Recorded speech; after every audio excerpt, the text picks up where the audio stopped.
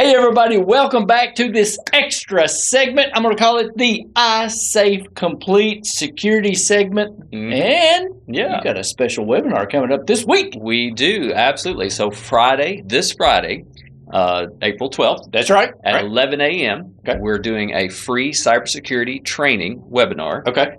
Many of our customers and many in non-customers even are required to do regular cybersecurity training. This will qualify for that, and so take advantage of this free opportunity to get your whole staff to sign up. All right, and that's at 11 a.m. 11 a.m. on Friday. Okay, and how do they do that? So we're going to put a QR code up, and they can just scan that, and also put the link in the video as well. So excellent, fantastic. All right, now you also wanted to talk about some pricing. Tell us about pricing, Bob. Actually, I don't like to talk about pricing, because a lot of times with IT services, nobody wants to spend money on that. Absolutely. And I totally get it. It seems like an extra, but unfortunately, in this the cybersecurity landscape that we're in now, it is not optional. And most of our customers are under some level of compliance.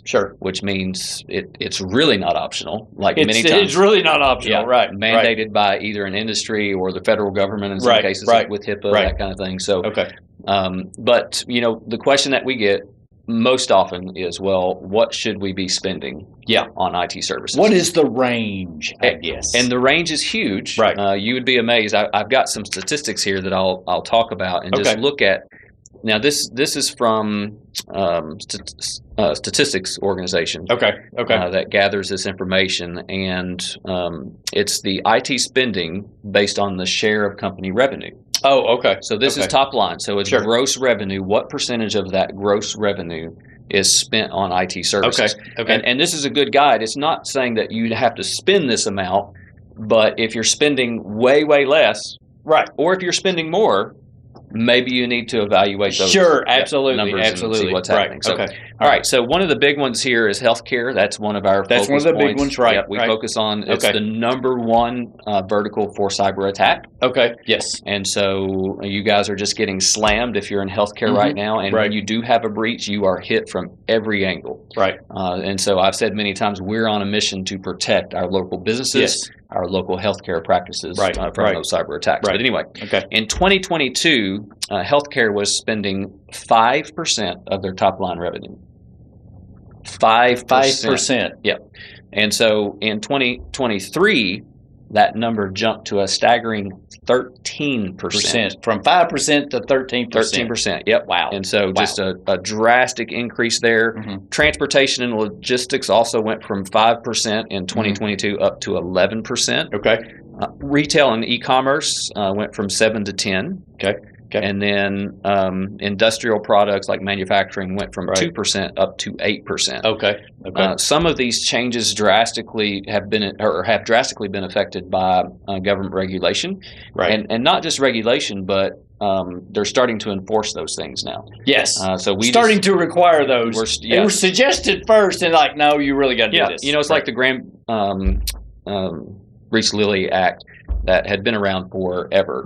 A long time. Finally, the FTC safeguards went into effect. They are enforcing that. You can be fined if you're not doing all the things that you need to do to protect that stuff. And that applies to anybody who handles financial information. Absolutely. Particularly car dealerships were hit with that. Sure. Because they do financing. They do financing and everything. So that's kind of the top line level of money that people are spending. But what we like to do, because it's more practical to break it down based on payroll. And so this is the way that we advise everybody in how to determine what their budget should be. It's not necessarily gross revenue, because like for the instance of like a car dealership, for instance. They're doing a ton of gross, but their margin's not that great. So now if you take 7-8% of gross, that's a huge amount of money.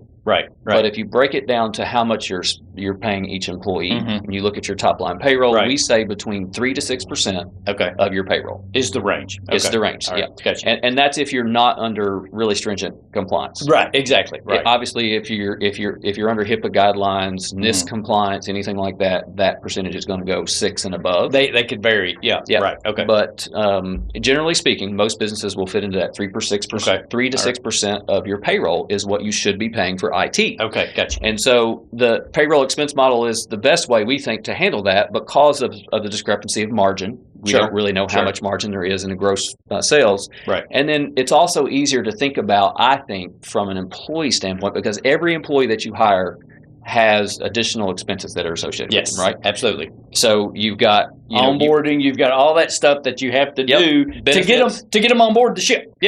Workman's comp, additional taxes. Sure. And now you just have to add cybersecurity.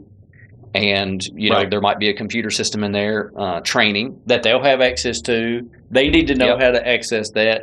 What to do, what not to do, what to click on, what not to click on. So all of that requires training. Right? Okay. And many times you have software licensing, too, that you have. Oh, sure. Yeah, well, that's true, too. Right. So you just add that in to the cost of hiring that employee. Okay. You just calculate what is the cost of adding that additional employee to the system. Okay. And so different packages will include different things. Sure. But, you might spend, count on an extra $150 or something for your cybersecurity stack and cybersecurity training and all those kind of things. Got you. Okay. Yeah. So, and obviously, again, if you're under compliance requirements, that number may be more. The percentage can go from 6 to 10% of payroll. Okay. But here's the thing: every business now, almost every business, is under some level of compliance. Right. Sure. So, if you accept credit cards, you have PCI compliance. Yes. Right. If you are in healthcare, you have HIPAA compliance. Right.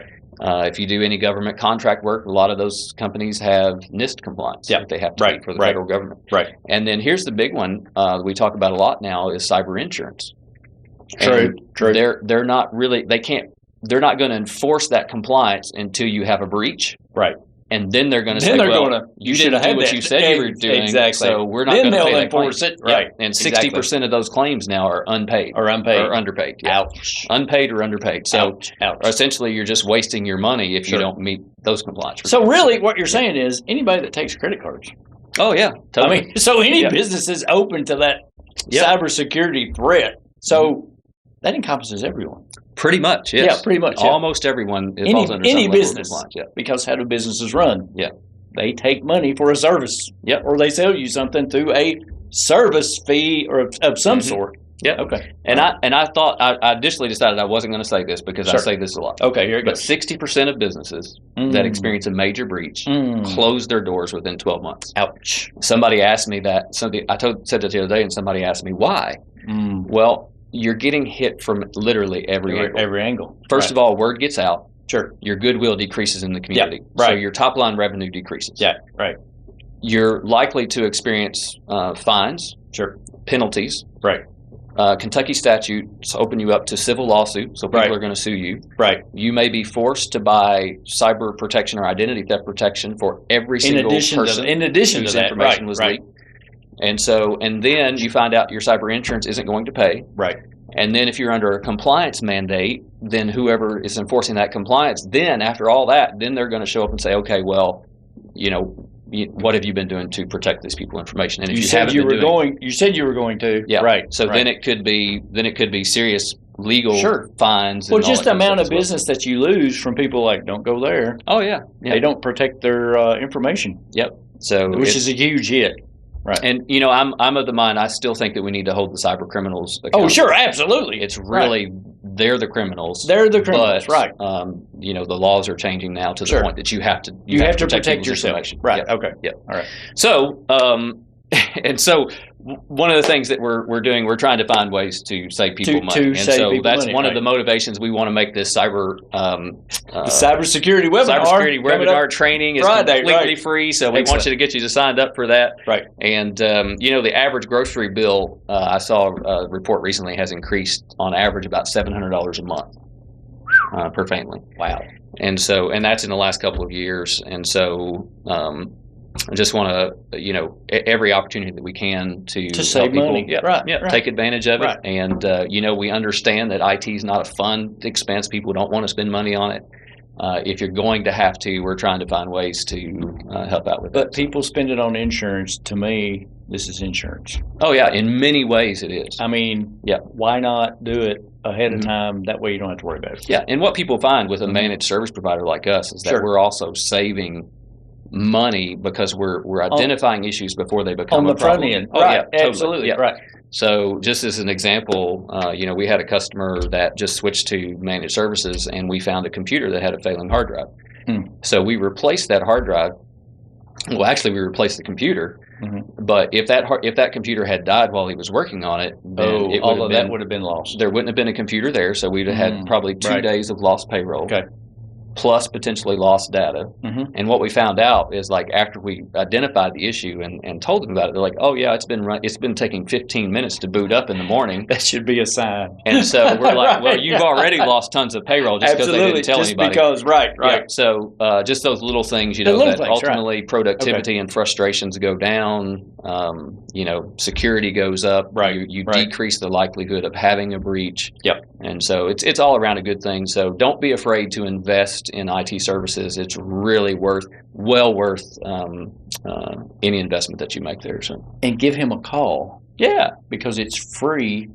I mean, consulting that you'll come out and say, okay, here's what you need to do. Here's what we would do. Oh yeah, absolutely. So that is free, and things are becoming less free, as you know. And another free thing is the webinar. How do people sign up about the webinar? Yeah, so Friday at 11 a.m., free cybersecurity training webinar. Yes. Okay. And so we're going to go through the basics of how to identify phishing emails, how to prevent those, what to do if it happens, and what to do if you click on something that you shouldn't. Okay. All kinds of good information in there, new trends, things to watch out for, attacks that are happening more frequently, that kind of thing. So it's just a great opportunity to update or educate your team and yourself about the things you need to watch out for. So, excellent. And where can people get a hold of you? Your website, phone number, all that good stuff. Yeah. So our website is iSafeComplete.com, and our phone number is 859-200-0428. And then, of course, we'll put the links and QR code for the sign up for the webinar below. So everything. All right. Hey, Bob, thanks for coming in. Yeah, thanks, Randy, for having me. All right, folks.